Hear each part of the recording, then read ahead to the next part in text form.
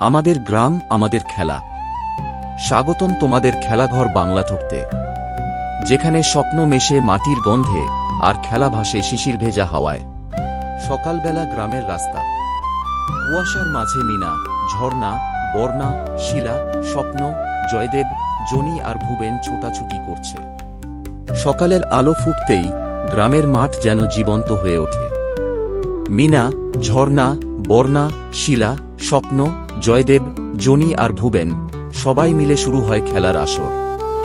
এক জায়গায় গোল হয়ে বসে হাসছে সবাই। কারো হাতে একটা ছোট বল, কেউ আবার মাটিতে দাগ কেটে খেলার পরিকল্পনা করছে। নতুন খেলার পরিকল্পনা হয় এখানেই, কারো মুখে মিষ্টি হাসি, কারো চোখে বড় বড় স্বপ্ন। মিনা, চলো আজ নতুন দৌড় প্রতিযোগিতা করি।